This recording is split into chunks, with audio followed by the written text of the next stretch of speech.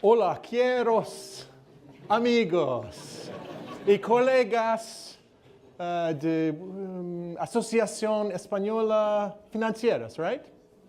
Correct? Close? Did I? Mr. El Presidente here, right? Is it the other way around?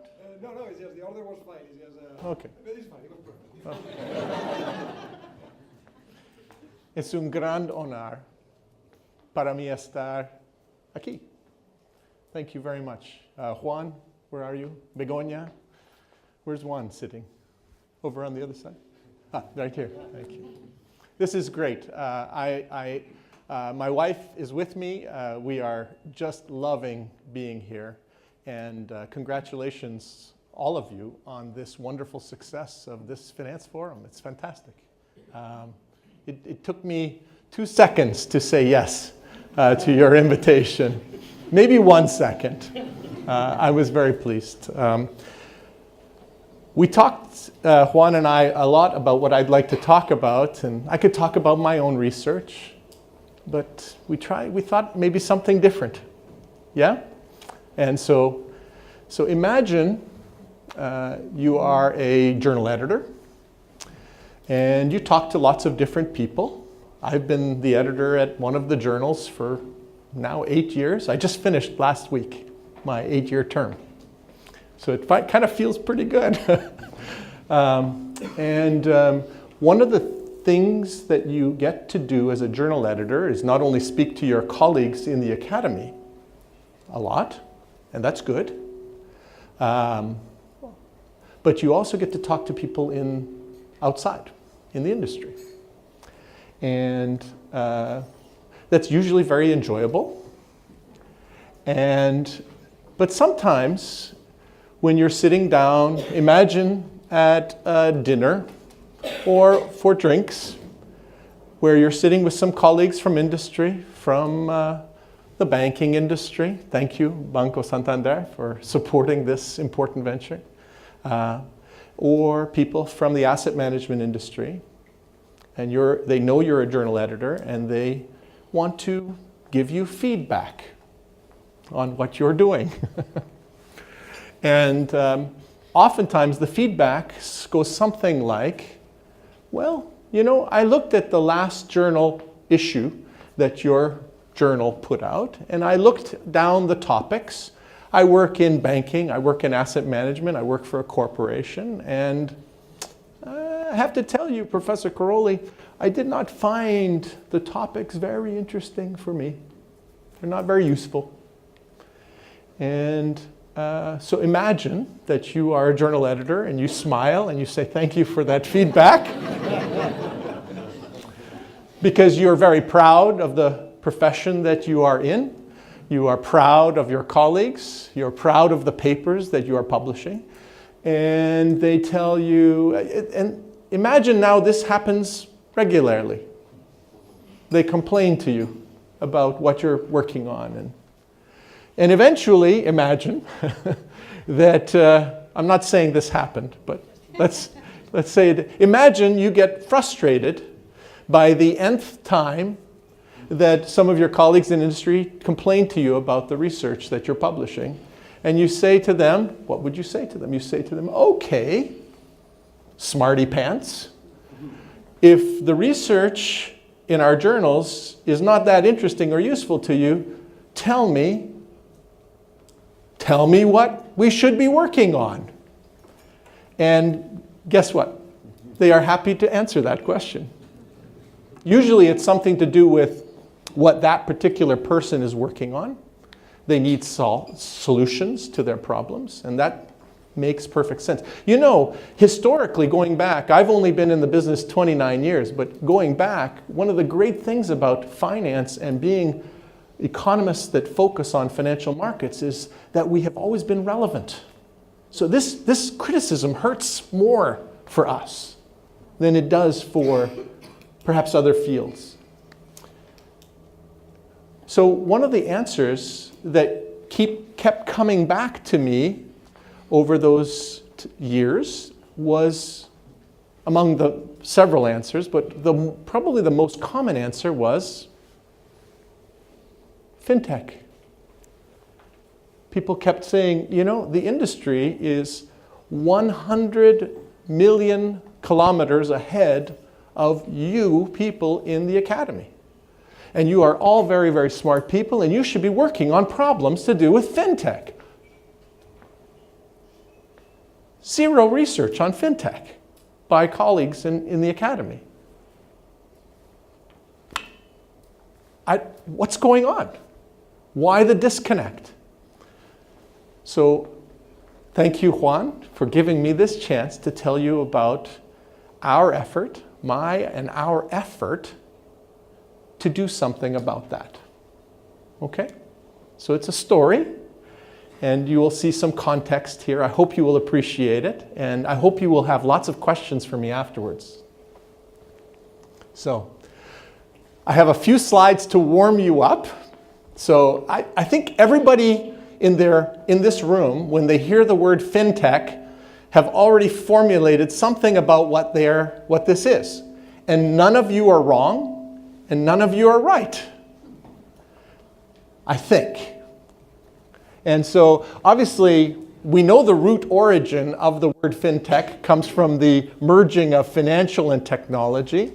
If you go to Google, they will happily give you a definition. Not that that's right, but they will say something like the use of technology to support and enable financial services. Okay, that's helpful. I love looking at these kind of ugly graphics, which basically tells you, what does this tell you? It tells you some, you can find many of these, by the way, if you just use Google and images and say fintech, and this is what you will see. This is the first one I chose. So it will talk to you about all the companies. And what it will show you is sort of clusters: lending and financing, payments and transfers, financial management, markets and exchanges, insurance, retail banking. We know it has something to do with all those things because that's what finance is. But it's all these fancy names of companies, new and recent. Some people think fintech is all about banking. So this is a timely, relatively new magazine that's called the FinTech Times that seems to think it's all about banking, maybe a little bit about insurance. But that's not right. It's much more than that. This is from France. I wanted to give some spin on this. Vers une transformation du monde de la finance. Okay, that's reasonable. It doesn't tell you what it is. It does show you the two hashtags, so that's telling you something. So does anybody know about this in the room? FinTech Spain.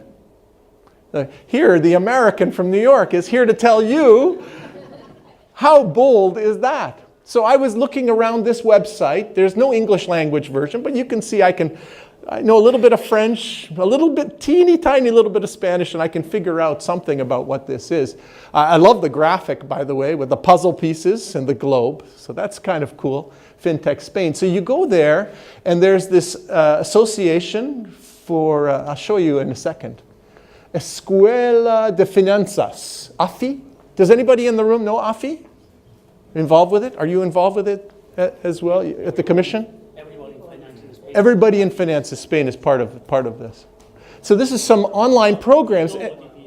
Is anybody directly associated with this? So I went down the screen on FinTech Spain, and at the bottom I see this advertisement for this training program for, I don't know who they're targeting, but I suspect it would be mostly people in the banking sector that would be looking for special training. Is anybody an instructor in this program in the room? Interesting. Maybe it would be training, industry training, not colleagues in the academy who are part of this industry training. I thought this was fascinating. I learned something here about what's going on in Spain. It's quite vibrant and active. But really all of Europe. Many people say in Europe, the intensity of activity in fintech is even greater than in the US. I don't know by what metrics they say that, but they say that. And certainly in Asia as well. Further ahead than the US is. So here's what you would see. Now I'm going to show you several graphics in the next 3 slides, and all you're going to see and can you see in the back? Can you see in the back? All you're going to see is up, up, up. Fintech is everything with time on the x-axis, and everything is up, up, up.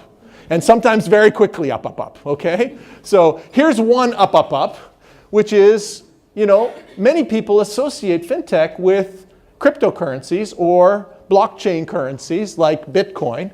And as you know, last year, there was an explosion in the number of new currencies that are in competition with Bitcoin. Bitcoin is the first mover of these distributed ledger blockchain currencies. We all have read something a little bit about blockchain, but the fact is that their market share is now down to as low as 45% in 2017, with an explosion in the number of new initial coin offerings. And all you hear now lately is about these ICOs, these initial coin offerings. I have students of mine, my executive MBA students, who are now launching hedge funds, investing in portfolios of these brand new currencies. They're quitting their jobs, their full-time jobs as successful engineers, to become hedge fund managers in the initial coin offering space. It makes me cry. It makes me cry to think about their families. But Dash, Doge, Bitcoin, Ethereum, they're popping up like crazy. I don't know how long they will last. But it's up, up, up, yeah? But just in case, and there are several of my colleagues, even in my own group, think that Bitcoin that's fintech. Fintech is cryptocurrency. Cryptocurrency is fintech. This is not the case. In fact, a big part of fintech, as you saw from some of the graphics, is about the banking and disruption in the banking industry. And online lending, this is from a study by Fuster, Plosser, Schnabel, and Vickery, basically talking about the role of technology in mortgage lending. This is just mortgage lending. It's not just mortgage lending. It's any kind of lending that's taking place.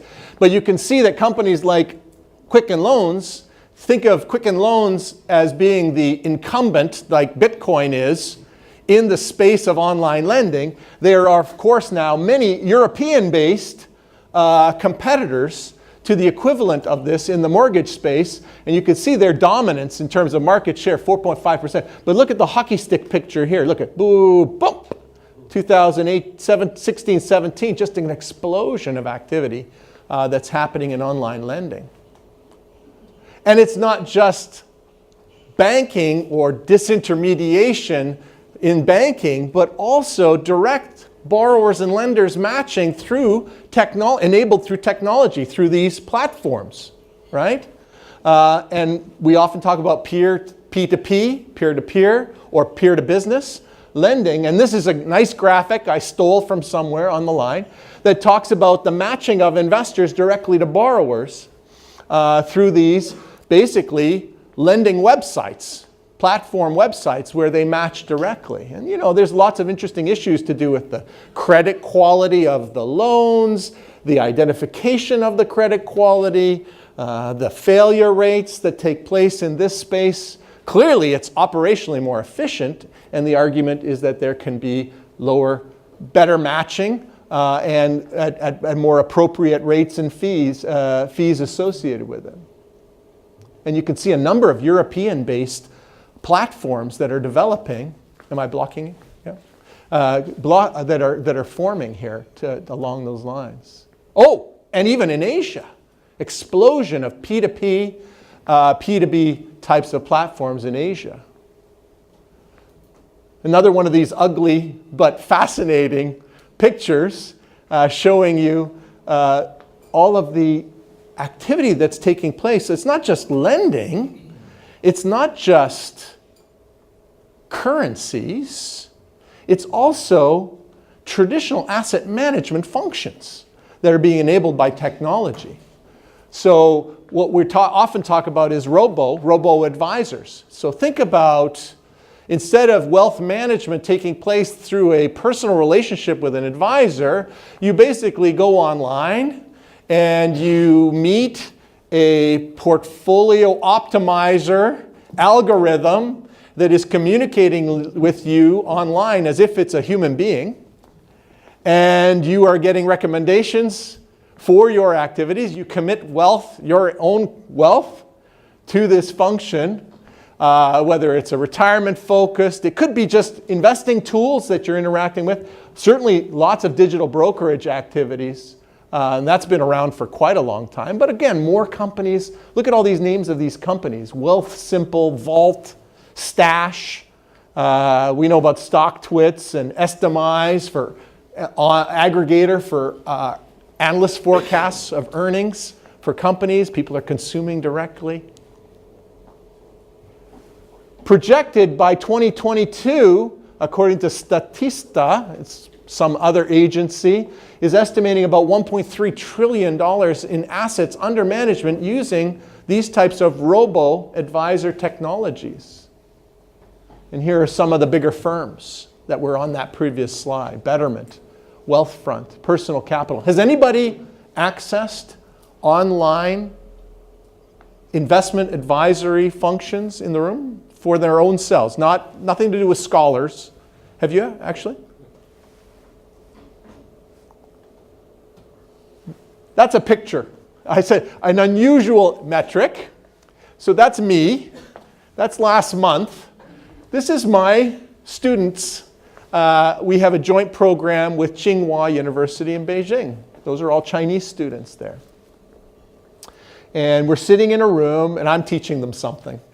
And during the breaks, and eventually I asked them as a group, this is this year's group, I asked them, put up your hands.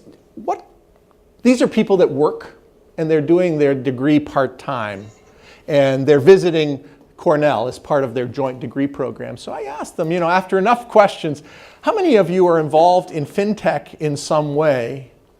And 60% of the hands go up, say that they have quit their jobs and they are now working with one of their buddies and starting a brand new P2P lending platform in China.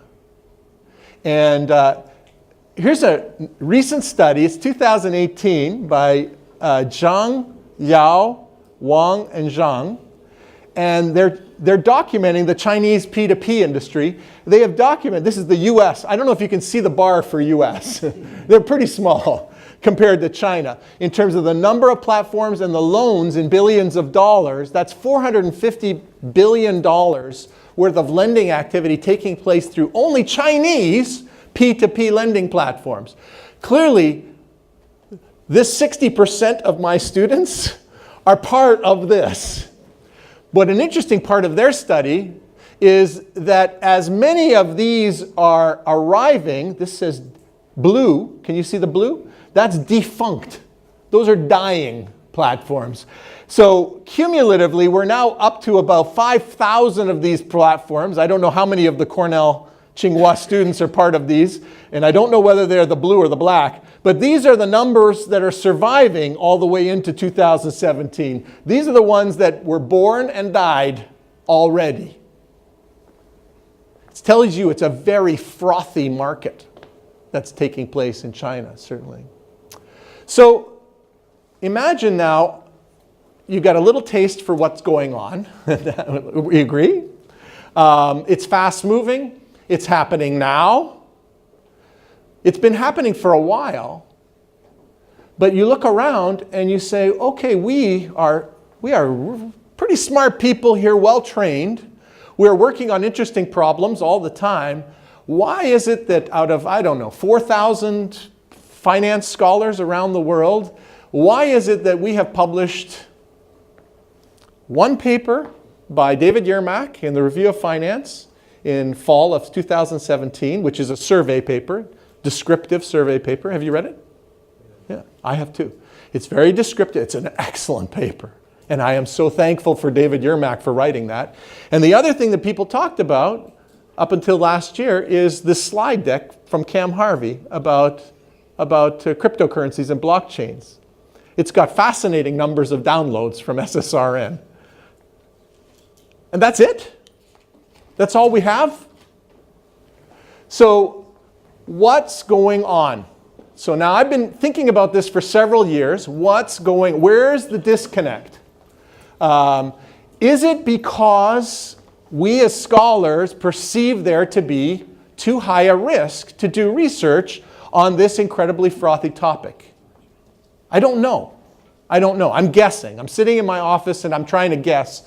Now, you should be thinking about yourselves here, and in no way should you be made to feel guilty for not doing this. Although I do have a secret agenda, which is to encourage especially the young people in this room to think about this as an agenda for them going forward, because I don't think this is going away. Well, so one thing people might say, well, there's nothing on Wharton Research Data Services. There's nothing on Words. I can't buy it from Thomson Reuters, so there's nothing for me to do. Well, that's not a good answer. The people in industry are not interested in that answer. Let's put it that way. Because we should be entrepreneurial and innovative, right? It's too costly to engage in the data collection exercise to do this. But isn't that how we compete with each other? To invest in the inframarginal database, to build it, to do something separate and different from somebody else? Well, there's not enough money at my university to help me to collect this data, let alone to buy something. So that's what's making this not happen. Now I say to myself, wait a minute, all these companies in industry are looking at us for guidance to help build structure. That's what we do, right? We help our friends in industry think logically through a logical framework to think about these problems of the industry, the disruption that is fintech.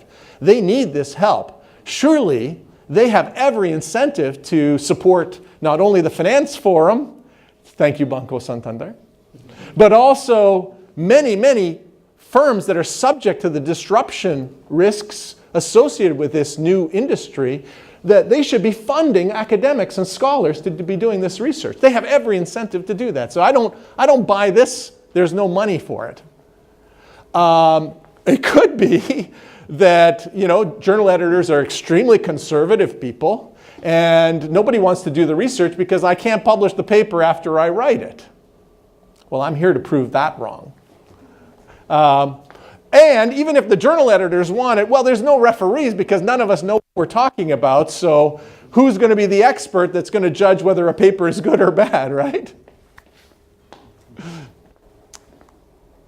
So in my mind, I'm saying, if this is right, that it is a perceived and usually high risk, how do I shift the risk away from the scholar towards, the journal?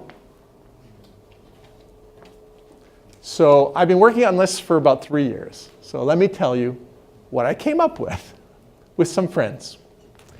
So in the field of neuroscience and psychology, there's this gentleman by the name of Chris Chambers. He's an editor of this journal called Cortex. And he, in 2013, there's an editorial, there's a link for you. He came up with this idea of a novel editorial process for journals.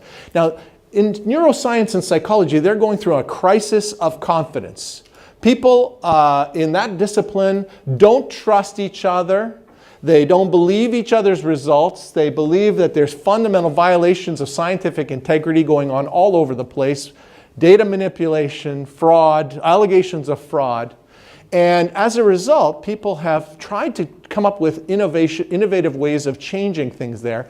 This guy answered that call. He wants to make for greater transparency in the research process in psychology. And he came up with this concept called the registered report.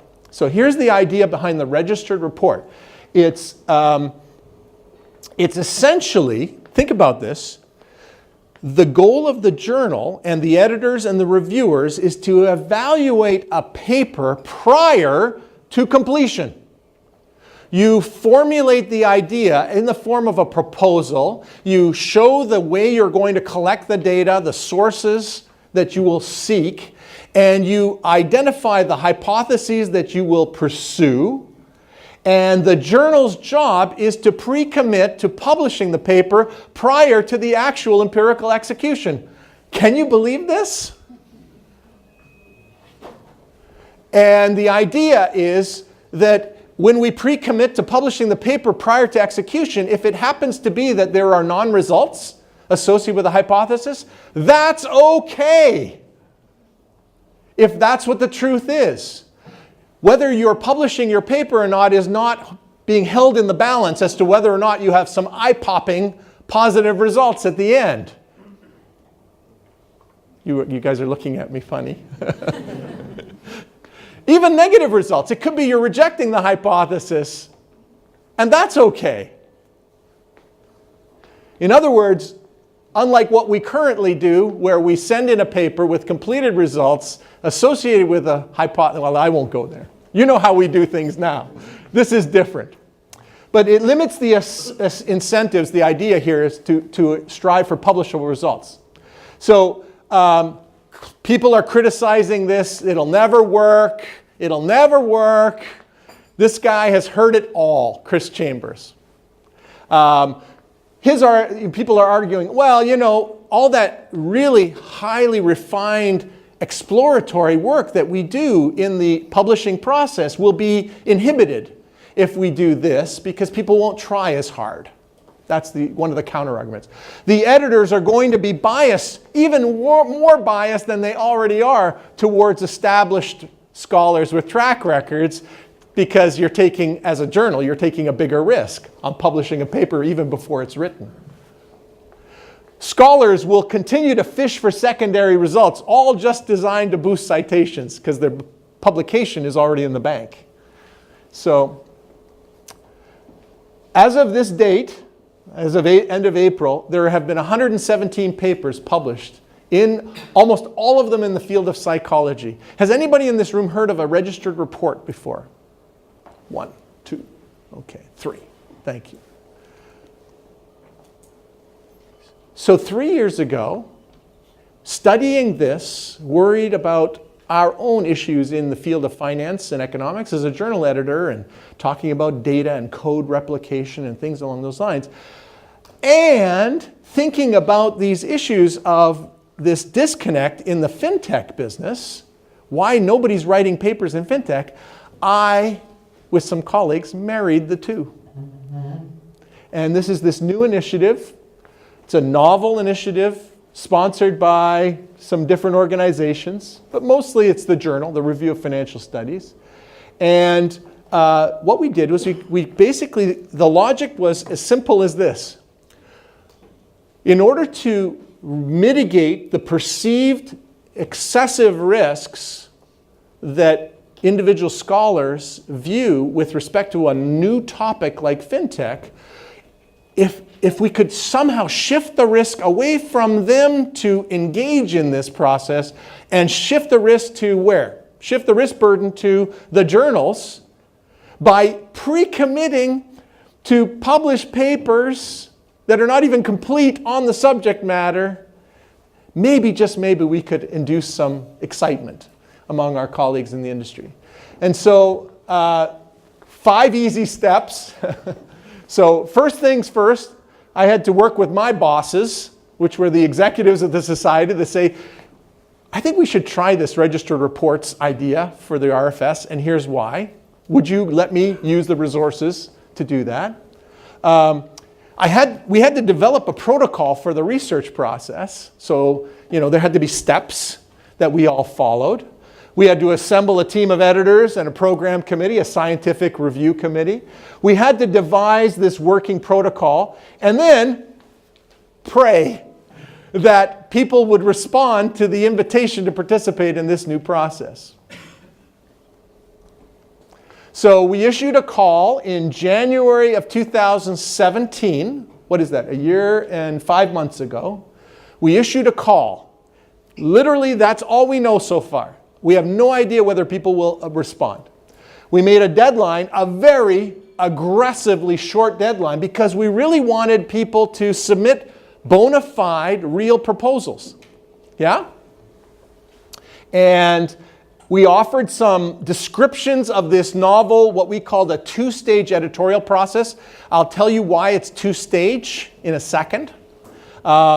We offered some topics because, I don't know, we thought bullet points. That's as much input as we offered as the editors. We assembled a scientific committee of experts. I cannot tell you which ones of these people, but they immediately wrote to me and said to me, though I know they're excellent people, I wrote to them personally. They would write back to me and said, you know, Andrew, I don't know anything about fintech. And I said, my favorite email to write back was, of course you don't know anything about fintech, because nobody knows anything about fintech. So you're in, right? You're in. So here's the call. Now this is where you watch the protocol. We're literally doing this on a blackboard or on a piece of clean sheet paper to figure this out. So we set the deadline for March. So after we received the papers, we as editors, and I'm going to talk about my other two, Itai Goldstein, who is the new executive editor of the RFS, and Wei Zhang. The three of us were the three amigos. Huh? And so we did our first pass through the proposals. We had no idea how many we were going to get. Then, among the subset of papers that we thought were the most successful of those proposals, we submitted them, we anonymized them, the proposals, and sent them to the program committee for a second pass. They scored them as they would normally do. I cannot tell you how many people in the program committee, I love this part, they said to me, Andrew, I would really love to submit my reviews, but I'm having a hard time because I can't see the names of the people. And I said, exactly. You have to judge the quality of this proposal based on the proposal, not based on the track record. So we purposefully stripped their names. That was a fun part of the exercise. Then the first pass was that the winners out of this 2 review rounds would be invited to a proposal workshop at Columbia. We filled the room, full capacity, about 100 people. And the winners had to successfully defend their proposals, no results. Think about how you present 20 minutes or 30 minutes, a proposal with no results, and what you're talking about. Try and imagine being in that circumstance. And then we had members of our scientific review committee flew in. There were actually a lot of people that wanted to attend because they wanted. The tricky thing about this, if I may, how am I doing, Juan, on time? Okay? Still good? Okay. So, sorry for the sidebars, but they're fun, right? They're interesting. The really interesting thing I thought about was all these people that wanted to attend this closed workshop. Think about this. I am a researcher. I am willing to put myself into an open setting on a paper with an idea and hypotheses and no results. You feel kind of vulnerable. Because there are going to be other people that are going to be in the room that are eager and hungry, that there's a risk that their ideas could be stolen, right? At that early vulnerable stage. So we had to make a pre-commitment to all those that registered for this workshop proposal, the first stage, to pre-commit that we know your names. You be careful. If we see competitor papers coming out that's trying to steal the thunder of the ones that are in the successful workshop, I know who you are. We will hunt you down. So that was an interesting thing we had to think about. And then after the proposal workshop, we went back as editors. We read through the proposals, the winners again. We also garnered more reviews from people in the audience, and we basically rendered decisions. And here it is. I call this, it's an in-principle acceptance. That's the word of Chris Chambers in the registered report world. I called it the golden ticket. Here you are, Juan, a golden ticket. Congratulations, your paper is forthcoming in the Review of Financial Studies. Now go do it. It's different, right? It's different. And that's the whole point. So the second stage is a follow-on conference that I'm going to describe to you for completed versions of those papers. So we basically gave them a very aggressive 8-month period of analysis within which to write their papers, complete them.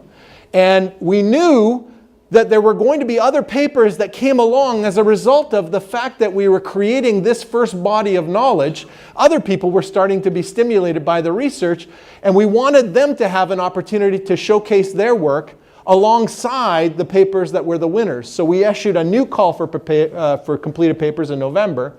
And in March 25th at Cornell Tech in New York City, we had the final conference. There were 4 other papers that we were invited, that we added to the original set. And then there's another round. Now, you've now completed your paper, Juan. You already have your golden ticket. What are we checking? What are we checking now after the paper is completed? If my results match the original, the initial project, right? Well, that's right. And when you write your results, you are honest and truthful. That you tell us that you ran the tests and it didn't work, but then when you cut the sample from Y regressed on X to Y1 subset regressed on X1 subset, you get positive results. Just tell us the truth. Don't pretend like we were always supposed to run regression of Y1 on X1 from the very beginning. Right? And there's incentive to pursue alternative analysis, but not because you're trying to answer the 15th robustness check from the referees on your 4th round of your paper. Right? It's a different incentive here. So, and then the final volume will come out probably in December of this year. So you'll watch for them. So what did we get? What did we get? I'm going to tell you now. And then I hope you guys are going to ask me questions about this shortly. I'm going to tell you what came back. 156, I literally wrote down on a piece of paper to Wei and Itai. They can confirm that I'm not a liar. I wrote on a piece of paper, how many proposals do you think we'll get? I wrote 50 to 60. I put it in a piece of paper and I locked it in my closet because I had no idea. 156 came by. Unbelievable. 409 authors representing 183 different universities, 22 different research companies, not just scholars in universities. 221 of these authors are from North America, which means almost 50% are from outside.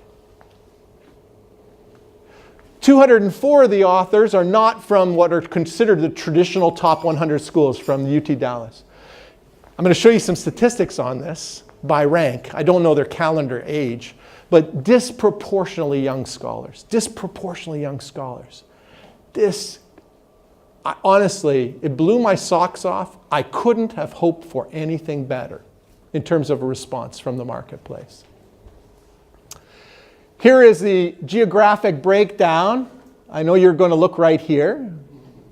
There it is, right there. Okay. Which means people are responding from Spain. Some of you in this room, don't put your hands up. Don't reveal yourselves. But Carlos III was represented among the set of people that actually did submit proposals. I love this. From Australia to Canada to Germany to Chinese U to Singapore. It's fantastic. My colleague, Professor Zhang from Columbia, Wei Zhang, she said at the conference in March this year, and she said, arguably, this was the most democratic process that we've ever experienced, editorial process we've ever experienced in finance.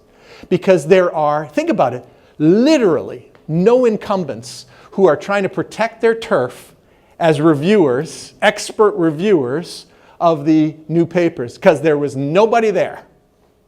There literally was nobody there. And these were young people. They were almost all assistant professors. Well, I'll show you some statistics. And PhD students populating here. So look at this. 63.3% of them were PhD students or assistant professors among the lists of colleagues. I had a research assistant go down the list of all the 156 proposals and look at the profile. Nothing was more heartwarming for me than seeing this. Because it tells us, again, even more so, that there's going to be a lot more research on this coming. What topics? I call it crowdsourcing fintech. You know, we can look on Google for definitions of fintech. So here, ladies and gentlemen, is a definition of fintech from 156 proposals that we invited to participate. That's not a bad way to find a definition. So I don't like these, but people do them. So here's what you get. So when you look at that, what do you see, Xavier? What do you see? I don't know. Platform.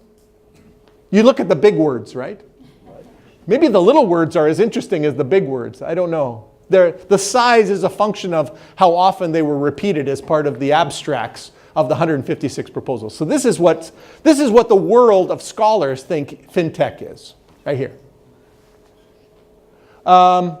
Topic-wise, I thought this was interesting. Look at this. So if you, and some of my colleagues, I told you already, if you think blockchain and Bitcoin is fintech and fintech is blockchain, sadly, you are very sadly mistaken. What we learn is that there is much more than this. It's peer-to-peer lending. Big data is as prevalent among the 156 proposals.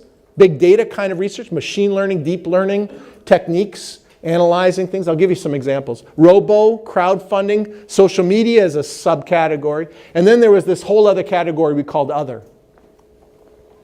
And here are, again, some of the companies that were featured. Some of these proposals actually were partnerships.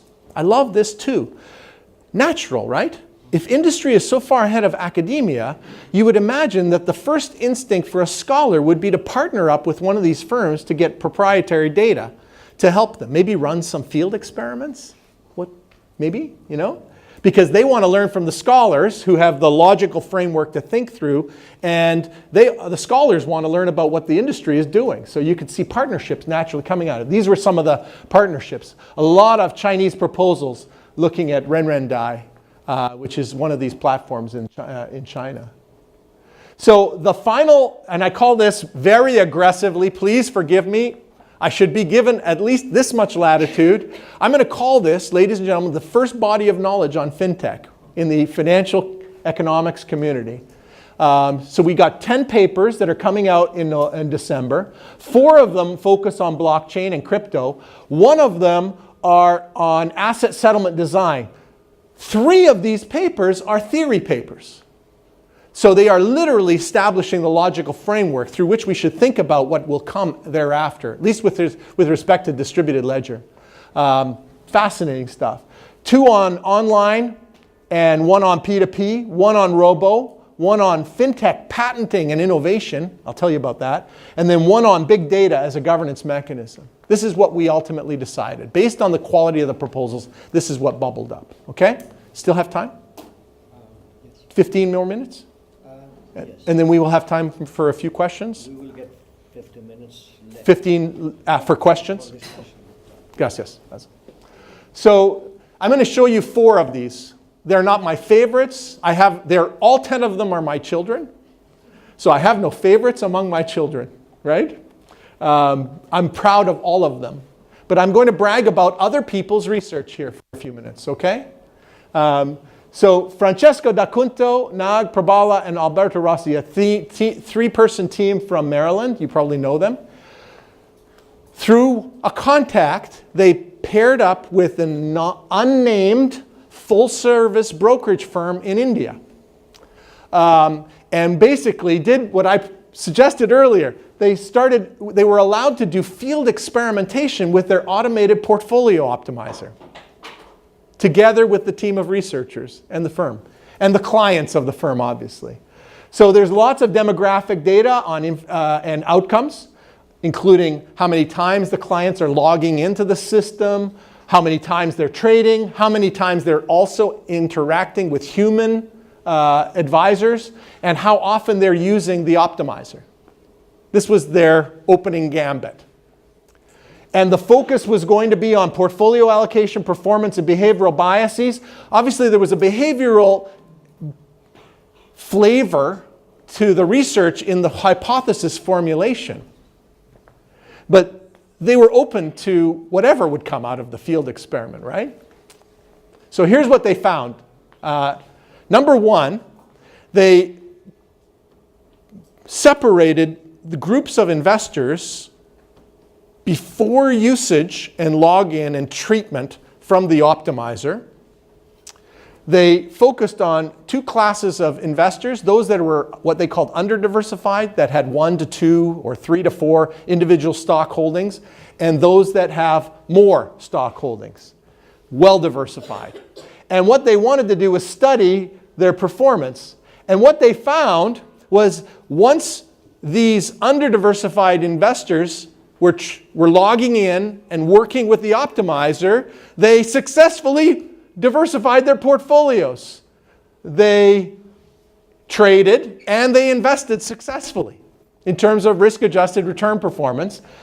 However, what was unexpected and not part of the original design was that the well-diversified investors, ex ante, once interacting with the portfolio optimizer, became less so.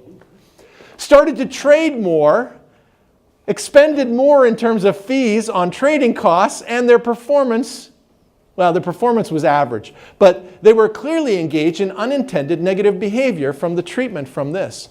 The distortions from disintermediation through a fintech technology-based platform. So here's a picture from their paper. These are the under-diversified and these are the well-diversified. And this is the change in the number of stock holdings before and after treatment. They call this the promises and pitfalls of robo-advising. And you can see that these guys significantly, that's their sort of standard error band. They significantly increased the number of stocks, so did these guys. And these guys went in the wrong direction. They became less well-diversified from interacting with the optimizer. The company had no idea that this was happening. The risk-adjusted performance of these guys went up significantly. This one is neutral. They didn't go any different. But you do see the changes in fees paid. These guys actually didn't end up paying a lot more in fees. Everybody's up, but not significantly more, except for these guys started paying more in fees because they were trading more as a result of interacting with the optimizer in a way that probably wasn't helpful for them in the long run.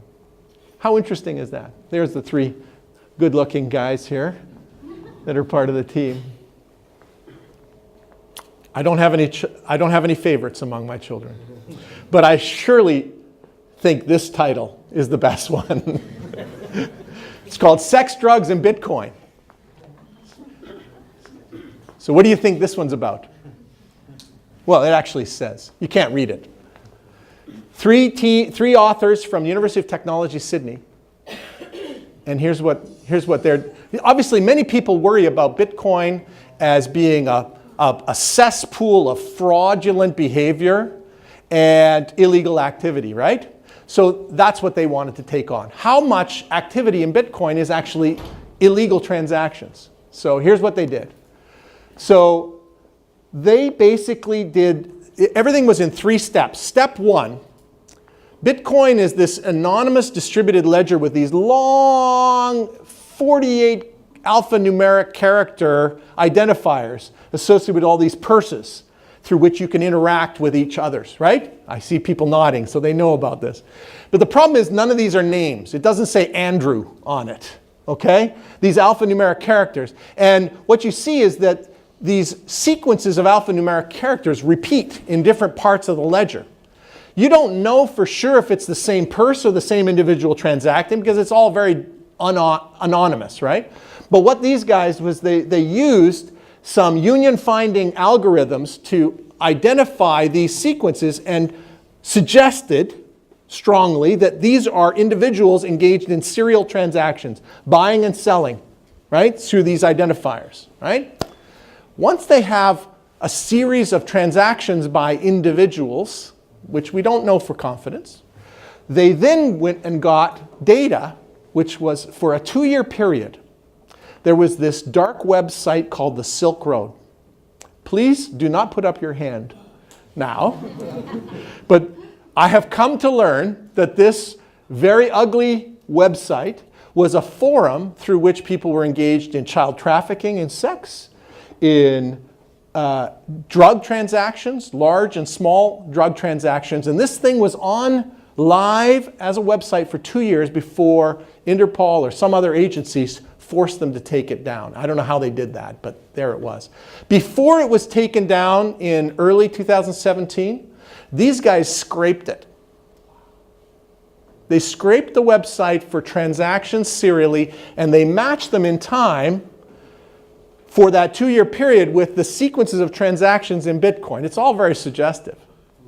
But once they established algorithms that match transactions in Bitcoin with transactions in the Silk Road, they then took that data and extrapolated those trained algorithms to the full sample period of transactions in the entire Bitcoin ledger for the entire period, and then estimated what fraction of all transactions activity could be, would be, should be illegal. What do you think is the answer? Did I show you the answer already? Approximately 1/2 of all Bitcoin transactions through the end of 2017, approximately $72 billion worth of transaction activity is illegal. 1/2. 1/2. And then they looked at it over time. So this is a graphic out of their their paper on the Silk Road payment system. You can't read that.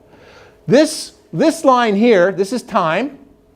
This is millions of transactions. Okay? This is legal.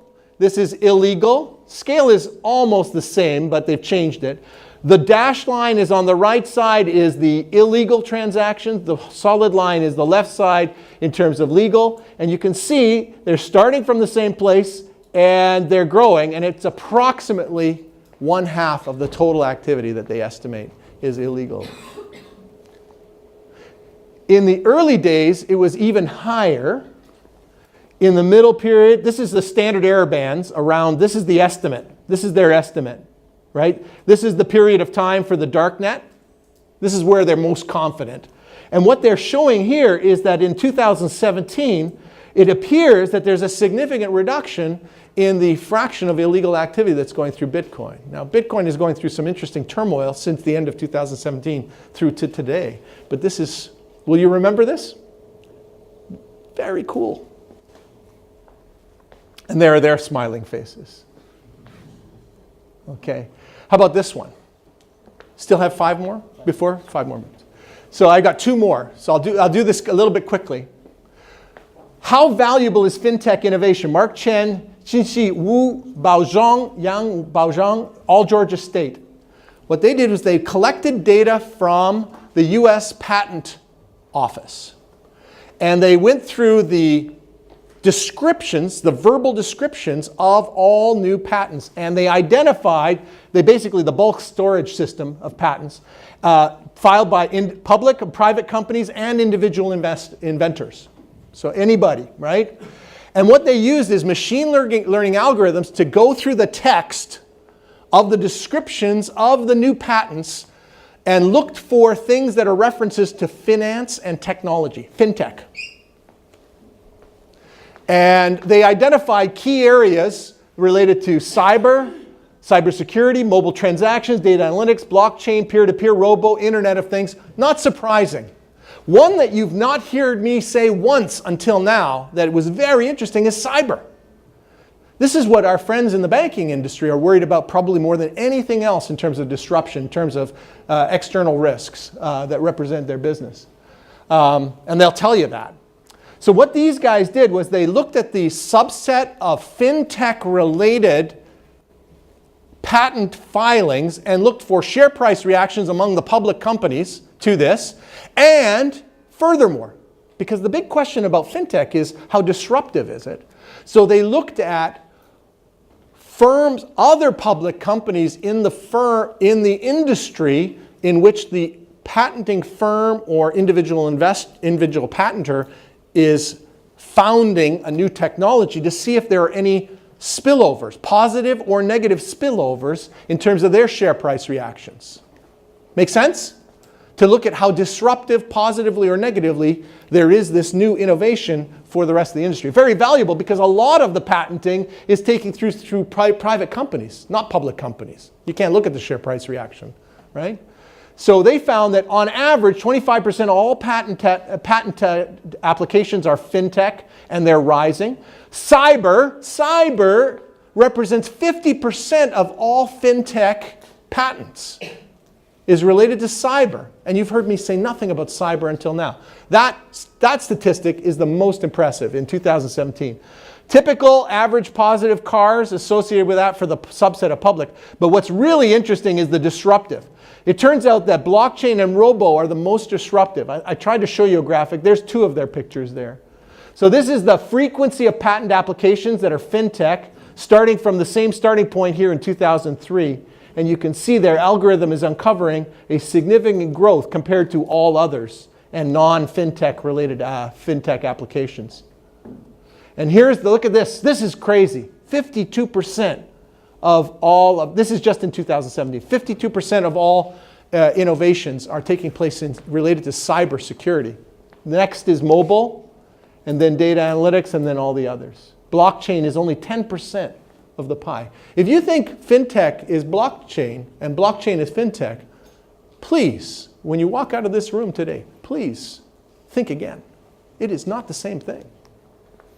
I tried to create a graph. This is not from their paper. I made this graph out of one of their tables. This is the industry share price reactions to fintech innovations, and it's separate for payment processing firms, brokerage firms, asset management firms, and banking firms. Now, the scale, banking firms are the dark blue. That's on the right scale because the scale is so much larger in terms of dollar magnitudes of industry value effects. And I put on the left scale all the others. And you can see the most disruptive for banking are innovations related to negatively disruptive. Don't know how to think about this. Are mobile transactions, well, that's disintermediation, data analytics, and cyber. That should be positive. Positive definitely for insurance, cyber. You can see sort of, this is really interesting, the economic consequences of innovation. Last one. I like this one for a very good reason. This is a PhD student. If you think we only chose proposals of established scholars. This is a PhD student in their 4th year of their PhD program, Christine Zhu. She's now going to Wharton. Not because we published her paper, but it probably didn't hurt. But basically, she was looking at alternative data. Now, I'm going to tell you what that is in a second, but what she wanted to know is whether companies that have experience of alternative data are more likely to see an improvement in price efficiency. And her focus, she's accounting trained, her focus was on an earnings response coefficient, so the share price reactions around earnings announcements. And she also looked at whether there's differential incentives for insider trades. So the idea was, I guess, looking at trading activity before an earnings announcement, which would smell like some sort of insider activity, whether those are a function of people that are using some of this alternative data.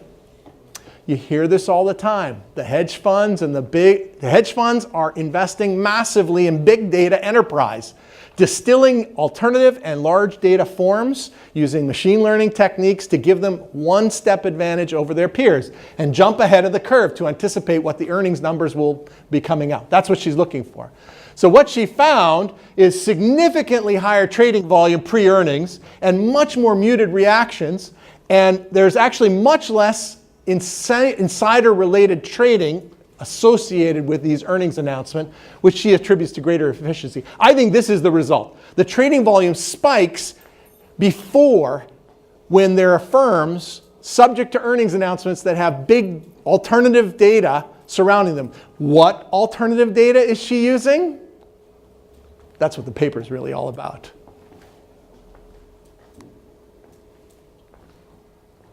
So a lot of the hedge funds, what they're doing is they're going to these satellite image car park data at various companies like, what do we have here? Lidl? Lidl would be one of the grocery store chains that is publicly traded. This would be a Lowe's parking lot or Walmart. And they're counting cars. They're using computers to count the number of cars. And they're using this for all of the different locations as a means to forecast what their earnings numbers are going to be relative to what they are.